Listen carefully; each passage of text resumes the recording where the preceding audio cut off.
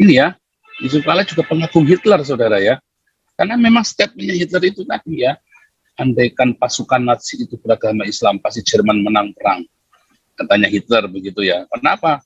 Karena pokoknya mereka asal Allahu Akbar, juder, mampus saudara ya.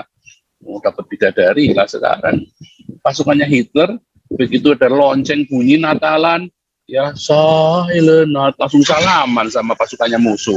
Ngamuk Hitler ya saudara. Janji salaman, janji Natal, langsung kejahatan senjata. Padahal Jerman sudah mau menang sebentar lagi, begitu Natalan, langsung tuker-tukeran rokok sama coklat. Wah, mumet saudara Hitler itu. Mumet saudara, dasar mumet. Nah, itulah makanya ya, Hitler ada sunnah itu ya. Dan makanya Hitler itu nggak suka sekali sama orang Kristen saudara ya.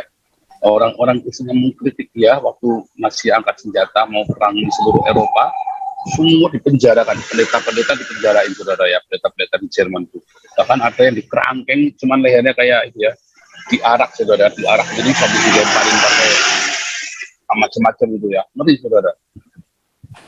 Saudara, ini juga sebenarnya nampak ya dari kita melanjutkan tema kemarin yang si Yusuf Kala saudara ya, itu kan juga sama saudara ya.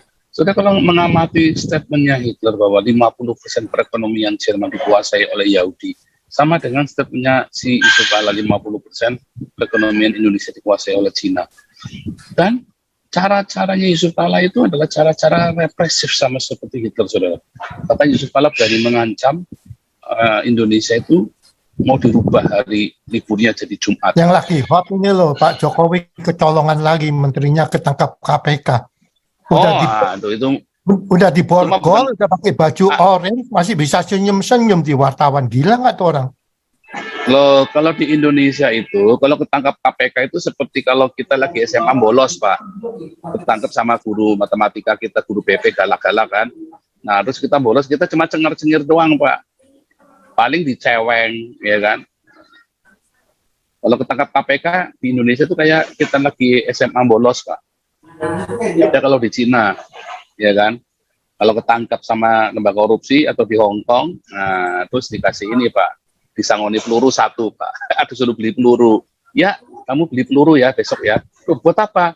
Ya ini buat menyelesaikan masalah ayahmu. Tembak mati, pelurunya beli sendiri. Terus dimiskinkan. Nah, itu harusnya begitu ya. Nanti kapan-kapan saya ajak orang Cina ya live di tempat kita ya. Nabi 26 dan rombongan menyapa dari Haifa, tanah perjanjian. Luar biasa. Kita hari ini judulnya Hitler ahli sunnah. Aduh, ngeri saudara. Saudara, saya kasih tahu sebuah rahasia saudara ya. Kalau Hitler itu adalah pengagum Islam saudara. Ya, dan bahkan diduga Hitler itu sudah jadi Muslim sebetulnya saudara ya. Mengingat kedekatannya dengan beberapa ulama Islam seperti Mufti Palestina, dan bahkan di dalam bukunya Hitler berkata ya, andai saja semua pasukan Nazi itu ya beragama Islam, pasti Jerman akan memenangkan perang, katanya begitu saudara. Jadi apa yang Hitler lakukan itu memang terobsesi ya dengan Nabi sebelum saya saudara ya. Dan memang akhirnya ya Yusuf Kala pun ternyata ini ya, Yusuf Kala juga pengagum Hitler saudara ya. Karena memang statementnya Hitler itu tadi ya, andaikan pasukan Nazi itu beragama Islam, pasti Jerman menang perang. Katanya Hitler begitu ya. Kenapa? Karena pokoknya mereka asal Allahu Akbar, juder, mampus saudara ya. Mau dapat bidadari lah sekarang. Pasukannya Hitler, begitu ada lonceng bunyi Natalan, ya silent, langsung salaman sama pasukannya musuh. Ngamuk Hitler ya saudara. Janji salaman, janji Natal, langsung kejahatan senjata. Padahal Jerman sudah mau menang sebentar lagi, begitu Natalan, langsung tuker-tukeran rokok sama coklat. Wah, mumet saudara Hitler itu. Mumet saudara, dasar mumet. Nah, itulah makanya ya, Hitler ada sunnah itu ya. Dan makanya Hitler itu nggak suka sekali sama orang Kristen saudara ya. Orang-orang Kristen yang mengkritik dia waktu masih angkat senjata mau perang di seluruh Eropa, semua dipenjarakan, pendeta-pendeta dipenjarain saudara ya, pendeta-pendeta di Jerman tuh.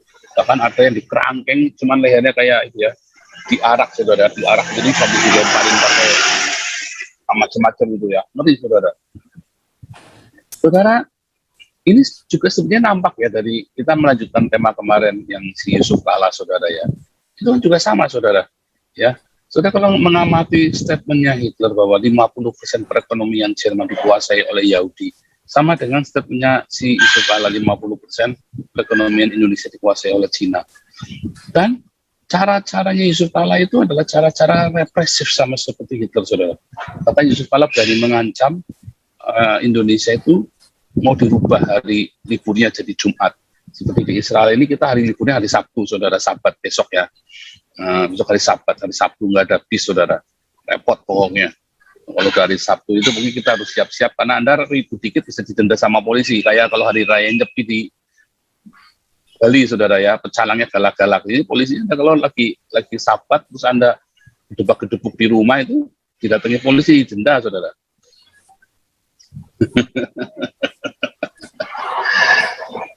Nah ini sama saudara dengan kasusnya Hitler. Nah tetapi saudara kalau Anda melihat bagaimana Indonesia ini yang seharusnya plural ya, seharusnya Pancasila bukan Nazi saudara. Ya, karena di dalam Pancasila itu tidak ada pemaksaan. Di dalam Pancasila ada tata selira saudara. Ya, di dalam Pancasila para pemuka agama harusnya tidak kaya saudara, tidak hidup bermewah-mewah. Di dalam Pancasila seharusnya para pemuka agama itu juga sederhana karena memberi teladan.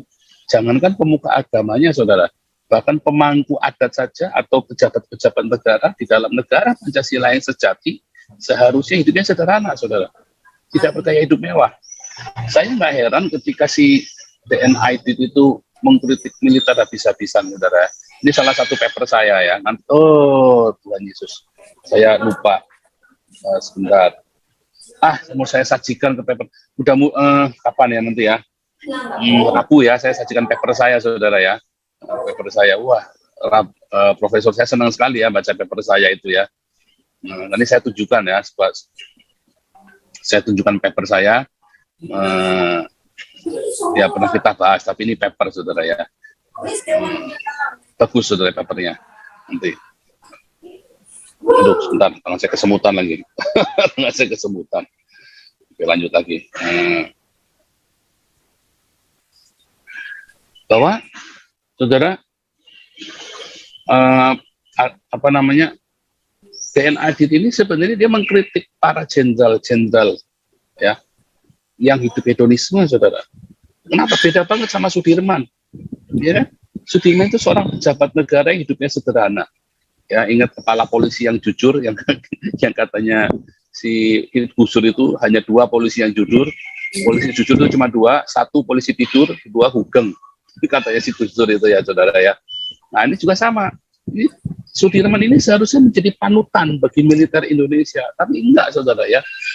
Ahmad Yani dan para jenderal-jenderal itu yang katanya Dewan Jenderal itu bergaya hidup mewah. Itu yang dikritik oleh PKI. Makanya waktu itu militer membenturkan PKI dengan agama saudara. Dan benturannya itu luar biasa sekali. 3 juta orang itu dibunuh ya saudara. 3 juta dibunuh. Mengerikan sekali saudara ya. Oke, tadi itu sedikit pengantar dari saya. Tapi pada kenyataannya memang Hitler ahli sunnah. Dan kalau Anda lihat orang-orang ahli sunnah di Indonesia itu gayanya kayak Hitler, sebagai Nazi semua saudara. Jadi kalau saya menyamakan Islam dengan Nazi itu ya saya sebetulnya sangat ini sekali, sangat wajar sekali. Kenapa Pak Andi? Sebentar, saya nggak bisa baca nih. Bilang apa Pak Andi? Tadi barusan dibuka mikrofonnya, tolong ada yang bisa host, tolong jadikan Pak Teddy sama Pak Andi co-host juga supaya bisa ikut ini. Enggak, saya cuman yang lagi hot ini loh, Pak Jokowi kecolongan lagi, menterinya ketangkap KPK. Udah diborgol, udah pakai baju orange, masih bisa senyum-senyum di wartawan. Gila nggak tuh orang? Loh, kalau di Indonesia itu, kalau ketangkap KPK itu seperti kalau kita lagi SMA bolos, Pak. Ketangkap sama guru matematika kita, guru BP galak-galak kan. Nah, terus kita bolos, kita cuma cengar-cengir doang, Pak. Paling diceweng, ya kan. Kalau ketangkap KPK di Indonesia itu kayak kita lagi SMA bolos, Pak. Beda kalau di Cina, ya kan? Kalau ketangkap sama lembaga korupsi atau di Hong Kong, nah, terus dikasih ini, Pak, disangoni peluru 1, Pak. Atau suruh beli peluru. Ya, kamu beli peluru ya besok ya. Tuh, buat apa? Ya ini buat menyelesaikan masalah ayahmu. Tembak mati, pelurunya beli sendiri. Terus dimiskinkan. Nah, itu harusnya begitu, ya. Nanti kapan-kapan saya ajak orang Cina ya live di tempat kita ya, mudah-mudahan mau orang ya supaya ngerti. Wah, ini saya satu apartemen itu orang Cina semua, saudara. Satu apartemen ini orang Cina semua saya. Jadi apa namanya, orang enam dari Cina semua. Pada nggak mau pulang, dia bilang, wah di Israel enak, dia bilang. Ceweknya cakep-cakep juga, dia bilang begitu. Aduh, oke Pak September, silakan lanjut. Pak Paul. Ya, Bang Ardo. Tadi di Kemenku ada yang tanya Pak Paul, kenapa Apa? yang sesi 2 kemarin kok nggak ada Pak Paul? Katanya hilang. Aduh, itu dia. Nanti ya. Saya juga lagi selidiki kenapa nggak muncul itu. Benar ya. Itu banyak yang nanya itu dari pagi itu. Pak Santi Amar lanjut. Ya, terima Kau bilang kau menang debat, lawan domba yang sesat. Kau bilang banyak yang tobat,